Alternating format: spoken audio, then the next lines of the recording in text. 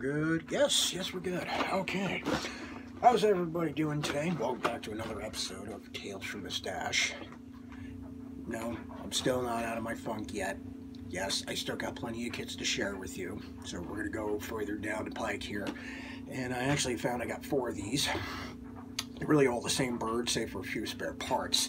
I am talking about from Tamiya, the F4U1D, F4U1A, and the F4U1/2 Corsair. This is the 1/48 scale kit, and these are really, really nice gems. Before we go further, I'll give you a brief history on the F4U Corsair. The Corsair was designed by Vought, and it was pretty innovative at a time for the U.S. Navy. It had the radial engine, and it was a pretty powerful engine. It also had a big paddle-bladed propeller. Unlike Grumman, Hellcat, which we'll talk about in a little bit, it had a different wing setup. It was actually more of a gull wing shaped. This way it could carry that propeller. It also didn't require long landing gear. And it was pretty innovative at the time, especially with the advances in welding and assembly and stuff. Well, structural wise. And it was a very important aircraft for the U.S. Navy and the Marines during World War II, where it served alongside the Hellcat during that time frame. And unlike the F6F Hellcat from Grumman, the Corsair was not an easy aircraft to fly. It was actually pretty unforgiving. It wasn't like the Hellcat at all. And it really required a pilot to learn how to fly that bird. It was very, very good. But once a pilot learned how to fly it, it was probably one of the best aircraft during the war. But its service did not end there. It was also seen in Korea. The later versions start from the F4U-4 on to the -5 to -5N, which was a night fighter. -6, also known as AU-1, A for attack. It was a dedicated ground attack variant. But also the basic airframe changed quite a bit during that point in its career. Like I said, it started with Korea. I think it actually was involved with the soccer war between El Salvador and Honduras. Do not take my word for that. I could be wrong on that. But it had a pretty long service, and it was a very good aircraft. It really was. It was different. But like I said, it was a very tricky aircraft to fly, particularly during World War II especially.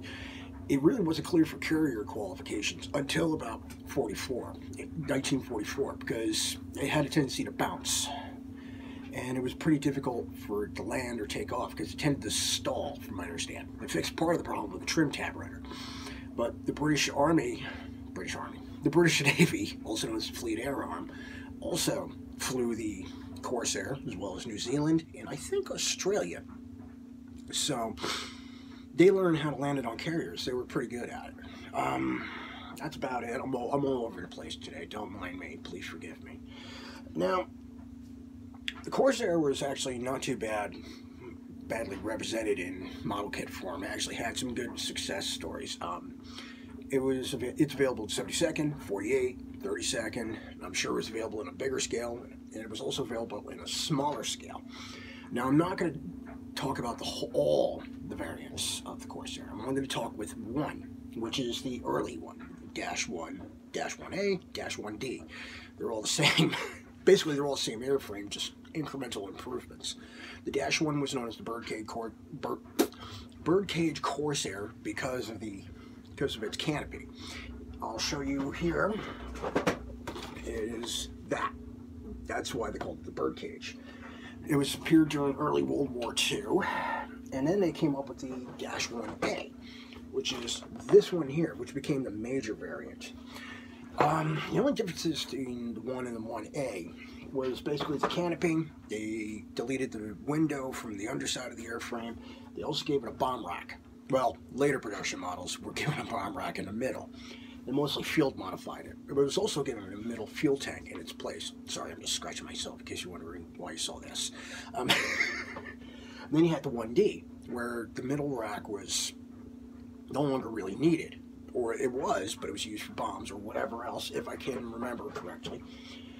And they gave it 2 slipper-style tanks. Also, with the -1D, they introduced the frameless semi-bubble canopy.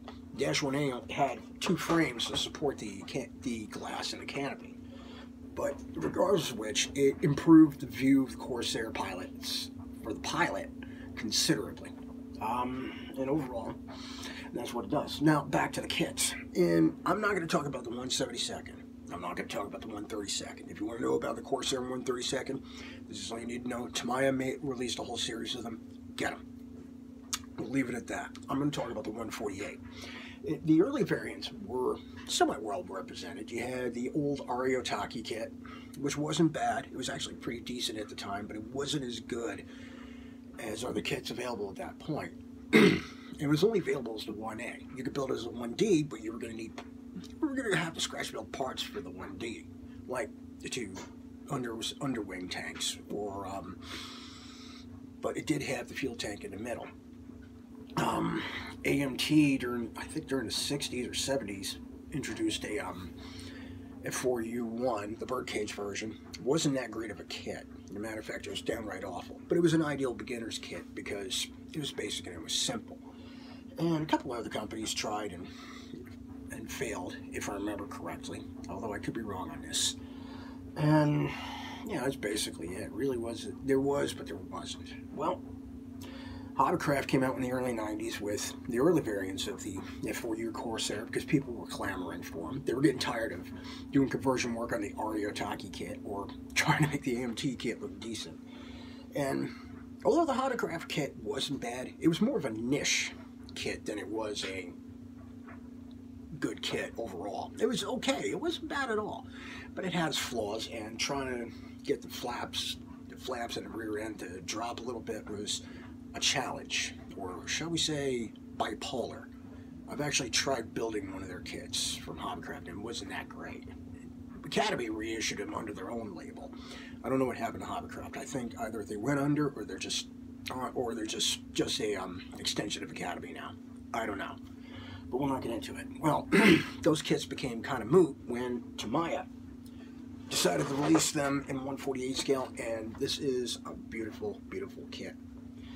Matter of fact, all their Dash 1A, the Dash 1D, they're basically all the same kit, just save for a few parts, which is true to a degree, because the airframe is pretty basic.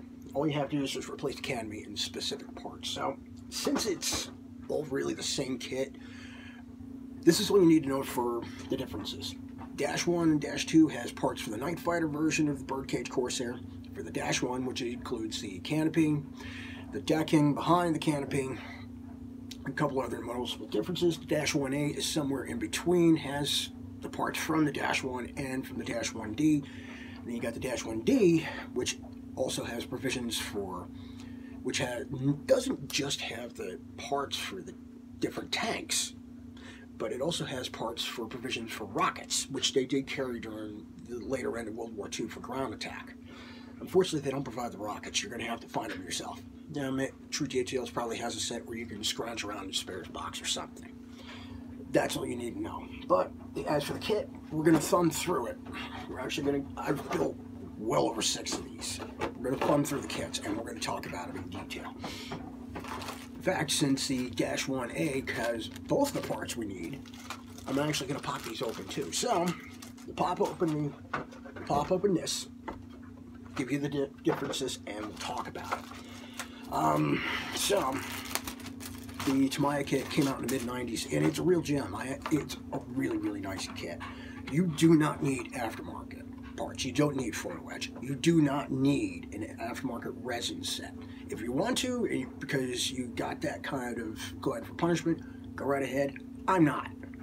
All you need is, if you really just want to make the cockpit look a little better, you just get yourself aftermarket seat belt set, or even just replace it with a resin seat. True Details has so, and be done with it. Because the cockpit is a real, real beautiful, nice setup, period. There is no need to add aftermarket. I mean, unless you really want to. It could benefit from scratch building, like a little bit of wiring or pipe, like for hydraulics and the landing gear and stuff. Or if you're, depending on what specific subject you're building, you may need parts for the, you might need different wheels. That's okay. the kit is just, it's real gem. Matter of fact, here's the difference between the parts. This is for the 1D here, you can tell. Here's the wing tanks. There's these stubs. If you don't want to add the wing tanks, you can always add those in their place. These are the parts here. This is for the 1A and the 1D, where my index finger and my left hand is. You can tell the difference right here. It's the back of the cockpit itself. The actual aircraft is floorless. Well, at least the earlier variants are floorless. So, and Tamiya captured that perfectly. You know, matter of fact, this is for the -1 and the -2 here. Bomb rack, which you use for the 1A. This is the radome if you want to build the -2 variant. Centerline tank. Bomb. You can tell here. I think this was field modified, and I think they started adding it later in the production line. Matter of fact, this is for the birdcage right here. This is the scalloped sections of the top, and these are the parts for the birdcage version. Basically, the birdcage canopy, clear parts are here for, and like you said, the canopy, then you got the windscreen, problems, and that's problem solved. Yeah, okay. I'm functioning today, but you can tell some of the parts are universal. Like you got the foot trowels here, you got the foot pedals. These exhausts are for if you're going to build a night fighter version. As you tell, radar here, a couple antennas. If you're not building a night fighter, save these. Matter of fact, save a lot of these spare parts for when you build future variants of the Corsair, particularly Hasegawa's -5N, which we'll talk about in a future video if I find one and buy it, which I've built a couple of. That's the end of that. Here is the fuselage itself. Tamiya made a really, really nice kit. There's not that many parts. There might be a few spares. Here's the seat right here. Like I said, you need photo etch seat belts. That's all you need. Be done with it.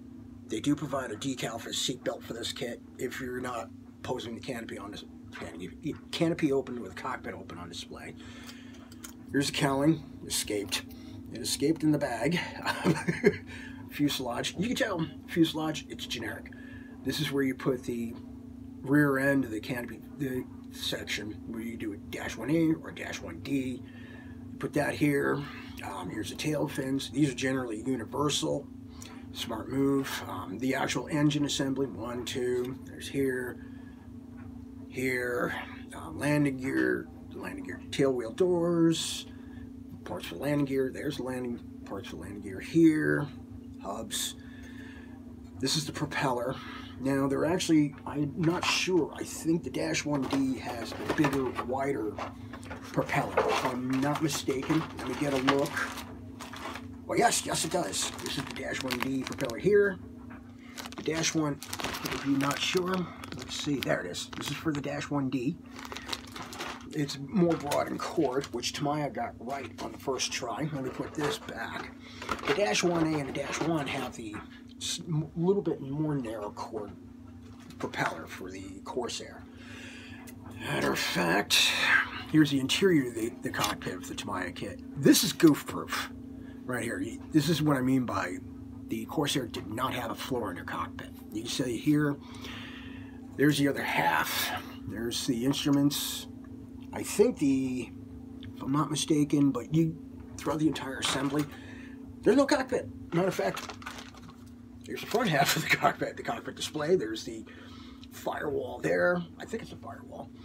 That gives you an idea of the actual Corsair did not have a floor, which we will show in the instructions. If I can figure out what the heck I did in the instructions. I'm notorious for losing a lot of things, especially in my workbench. Let's just say my area is a hellhole at the moment, or the black hole. No, I did not lose them. Matter of fact, show you the wings.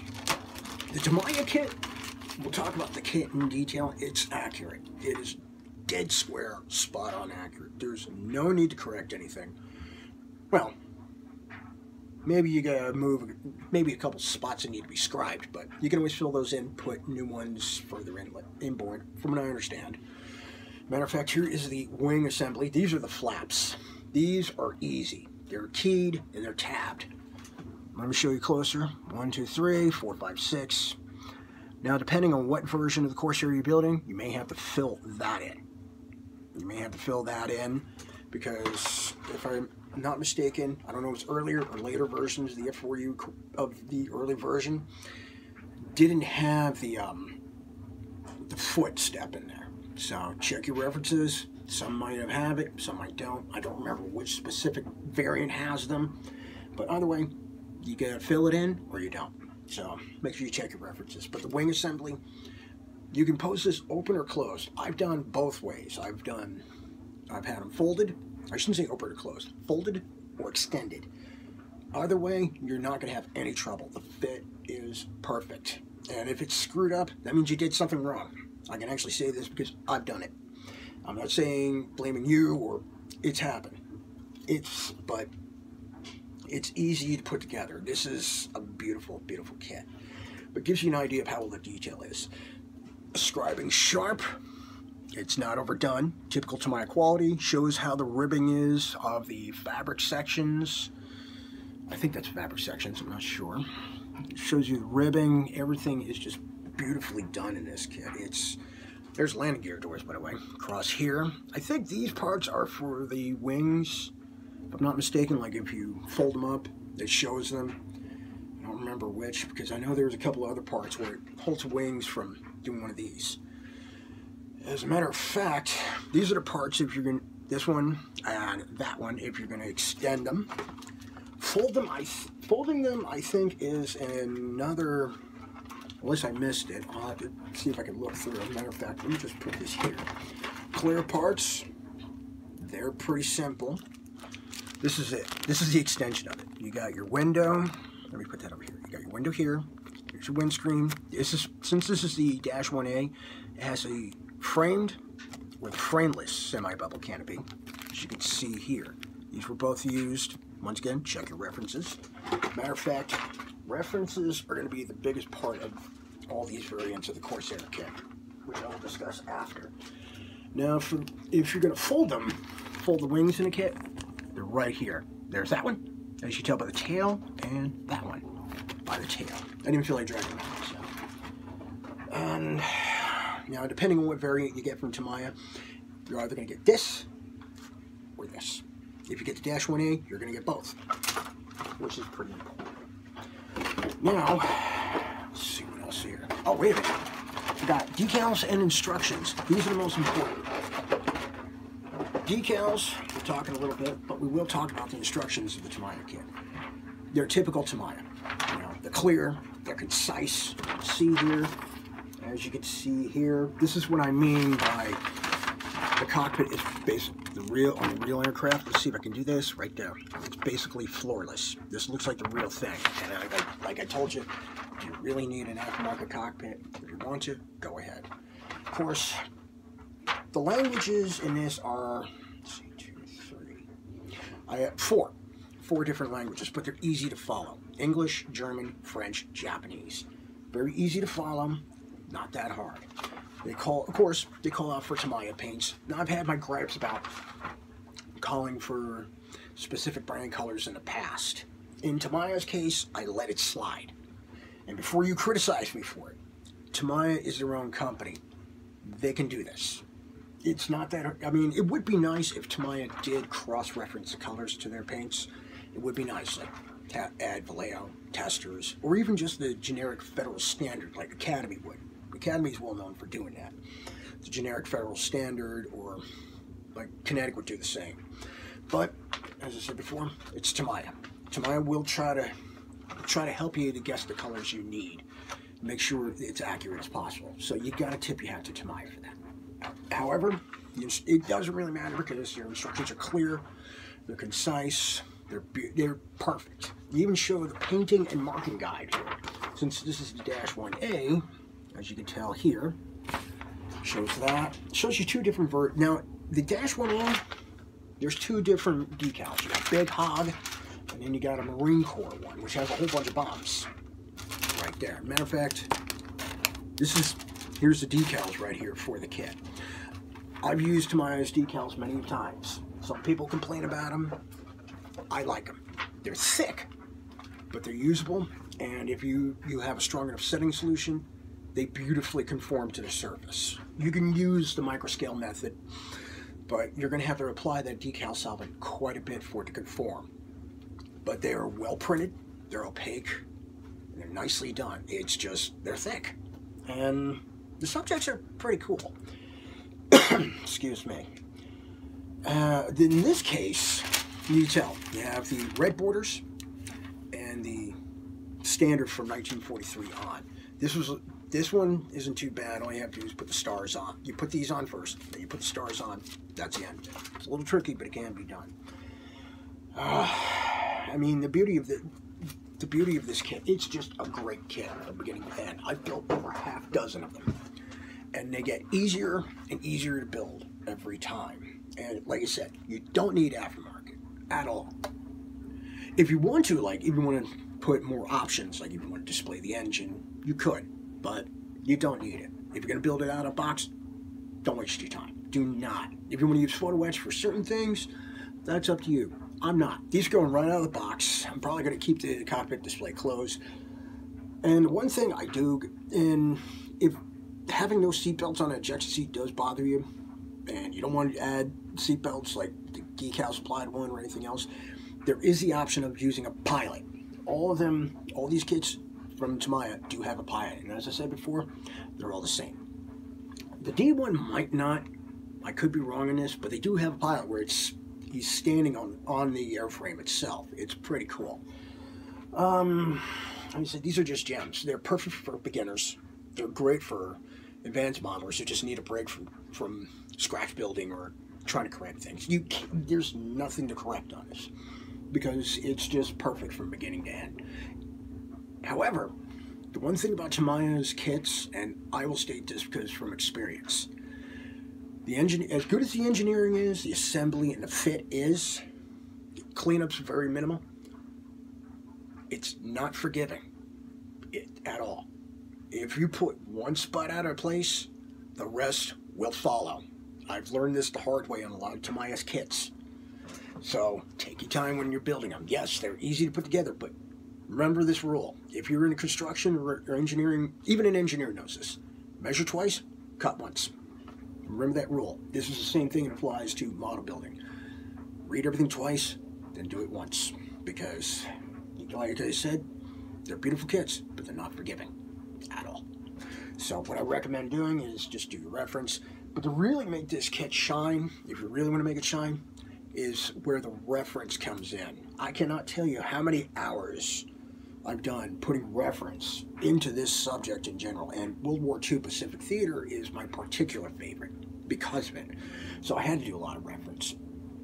And the interesting part, now I mentioned in a previous video that during World War II, I always thought it was green zinc chromate for the interior of every plane, from whether it was Grumman, Lockheed. No, this is not the case. Matter of fact, the Corsair actually had 3 different colors that they used by Vought at the time. Vought used a bronze green, which was close to a dark green used by the Marines, or close to it. It was known as bronze green. And they also used a unique primer. Vought used a unique primer that was pretty unique to other companies. It looked like it was a salmon color. I don't know what the color salmon is. Now, maybe it's the flesh of the fish. I don't know. But it's like it's Indian red, like they added Indian red to the primer, which gave it more of an almost orange look to it. And if you check your references carefully, you might have to mix that. Whatever the closest federal standard is, I don't know. And then later, midway through production, they used yellow zinc chromate. Then towards the end of the first run, they used green zinc chromate. Matter of fact, the Dash 2 Corsairs, which were originally Dash 1s, they were resprayed when they were refurbished to be built as night fighters. They were resprayed with a green zinc chromate on the interiors, according to some references. But it's very interesting. So it's also possible Vought used black in their cockpits. So check your references, do a lot of research online. Matter of fact, see other people's builds to make sure you got it going in the right direction, depending on the subject you're doing. Same thing with the colors, like the color schemes, early color scheme, midway through the war, towards the end. Check your references accordingly, because that's what will make these kits real winners. That's what will make them shine, and that's what you want. So I recommend doing that. Otherwise, if you find one of these kits, they're worth the money. They're worth every penny. And if you don't like the subjects that they have on hand, that are decals that are provided in the kit, you can always check. You can always go to swap meets, eBay, local hobby shops. They'll order the aftermarket decals for you, but they might not be easy to find because there's a lot of interesting subjects out there. So, and make sure you check which one you're building. If you can't find specific ones, you can always get this if you want to build a 1D. Because if you can't find a 1D kit, go with this because it's got the parts. So, either way, it's still Tamiya. It's still worth it. So, this is what I got for now. Apologize for tripping all over my words today. It's been a long week. So happy modeling. Take it easy, guys. And there's going to be more Tales from this Dash videos down the road. I got an interesting one. It's a two-parter. So, take it easy.